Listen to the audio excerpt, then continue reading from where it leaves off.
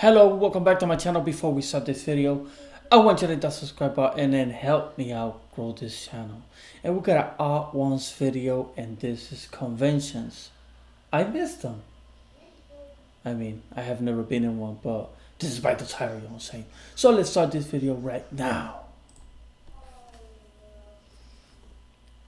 If you're one of those kids that spends too much time on that darn computer machine, then conventions are a great place to get the recommended amount of human interaction with others who share a similar interest. I mean, that's cool. Or at least they were. You might have seen some conventions in the news recently, you know, the ones like VidCon, Comic-Con, and E3. But did you know there's conventions for all sorts of different things, like coin collecting, pens, and degenerates? The first convention I ever went to was in Arizona called Phoenix Comic-Con. I was 16 years old, and it, no exaggeration, changed my life. I had heard a lot about geek culture online, but Phoenix Comic-Con was the very first time I witnessed it in its fullest. I was a very sheltered kid. It was the first time I'd seen a brony and a furry and whatever this is in the wild.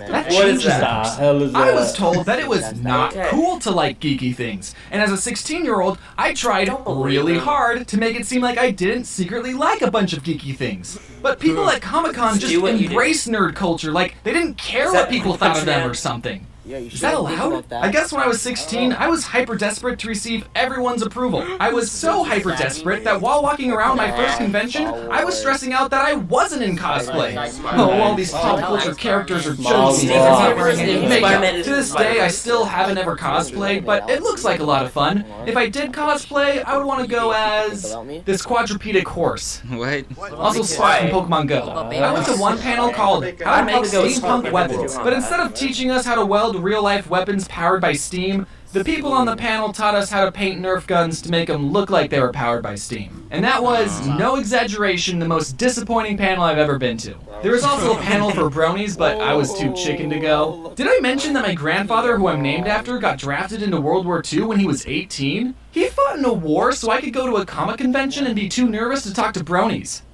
What a different life we had. At most conventions, people in the expo hall will sell a lot of super cool unlicensed merchandise. Yeah, a lot of artists will sell prints and plushies and oven mitts with characters and titles they probably didn't get the license to sell, but if it's at a convention or on Etsy, then for some reason it's okay.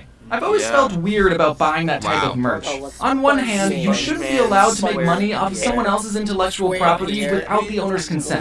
But on the other hand, look at this cool Bowser wallet, Bowser print, and Bowser bandana that I own.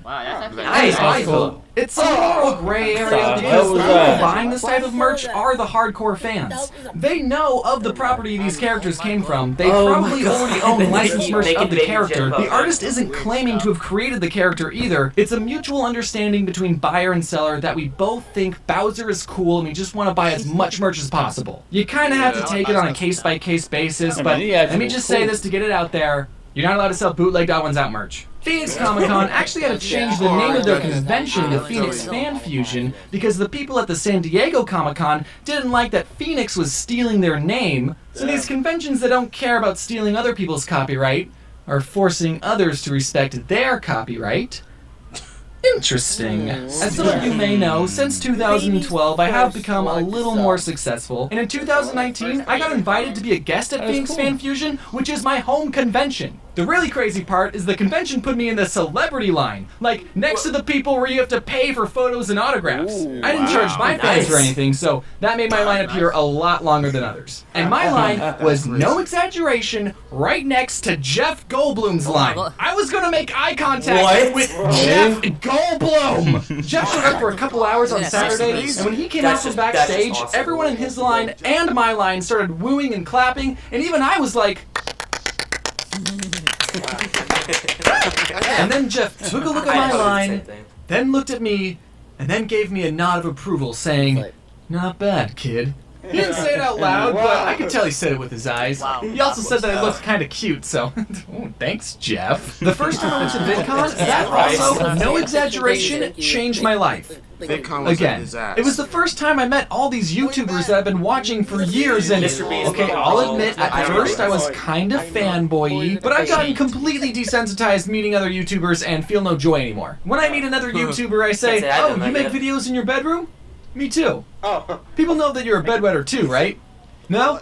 That's just me then? If you've ever given me something at a convention, then you'll be happy to know that I've kept everything I've ever been given. Unless you're the guy that gave me a plastic baggie full of water and other junk and called it a homemade snow globe. I used to collect snow globes, so it was a nice sentiment, but I didn't want to take it home with me and have it inevitably break and get all the important fan art wet.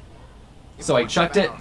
And as I'm telling you this, there's some poor kid out there going, hey, he's talking about my snow globe. He threw it away? And now I feel bad, so... It's horrible. He refilled the bag. Oh my god. Here, I'll mail this to you and you can get a taste of your own medicine. I don't know why this is such a popular question, but a lot of times people will ask me, what's the weirdest fan interaction you've ever had? I think they think that some of you are cringy. I never have an answer for them because all my fans are super nice. Yeah, someone gave me a bag of water, but that's not weird, that's nice. Okay, I have received fan mail from a prison, which is true, so I guess some of you aren't law-abiding citizens. Going to conventions and meeting fans and being on panels is a lot of fun, don't get me wrong, but it doesn't give you a lot of time to really experience the convention. Since 2017, when I would go to a convention, it would mean I was working. I still had a fun time, but I didn't really get to just relax with friends. That is, until I went to a convention last December called MFF, which stands for Midwest Fur Fest. Now, James, did you go to a furry convention? Well, I went with some friends to a furry convention so that I could actually enjoy a convention and not have to work. Although I still got recognized even though I was wearing a disguise. Furries are very touchy people, I've learned. Not touchy as in overly sensitive. Well, some probably are. But they're also literally touchy. Let me tell you where I'm at in my life I've right never now. heard of Fur Fest. Last December, I was in an elevator full of furries, and if Grandpa could see me now, he would probably be frowning. Or smiling, I don't know, I don't judge. We were all crowded in, there was a moose breathing down my neck, and we stopped at a floor because more furries wanted to come in. So I backed up to make more room, but I backed up a little too close to the moose, and he grabbed my hips, and I went, ah! In my mind, I didn't say it out loud. In real life, I went, so that was probably the weirdest fan experience I've had, if you were still wondering. I don't know if he was a fan of my YouTube, but he was definitely a fan of my body. Or he was drunk. I don't know. Again, I don't judge. I was debating on whether or not I should include this story, but I think it would be a good lesson for everyone to hear. Here's my James PSA. This message is for everyone, and especially furries. Don't touch people without their permission. In the moment, I stayed quiet, but that sort of behavior isn't okay, and I should have spoken out. Hopefully, most of you are mindful of other people's personal space. However, at least one of you went to prison, so... I don't know. Overall, it was the best ironic trip ever. At the end of the day, conventions are a lot of fun, and I really, really miss going to them. And when it's safe to do so again, I recommend you try and go to one you're interested in. And Grandpa, I'm sorry if I disappointed you.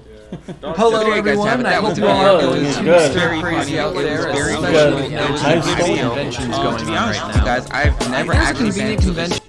Like I said, this is really good. I have never been in a convention, but it's obvious when I love to see E3. I like to see all the shows. But like I said, never been in one.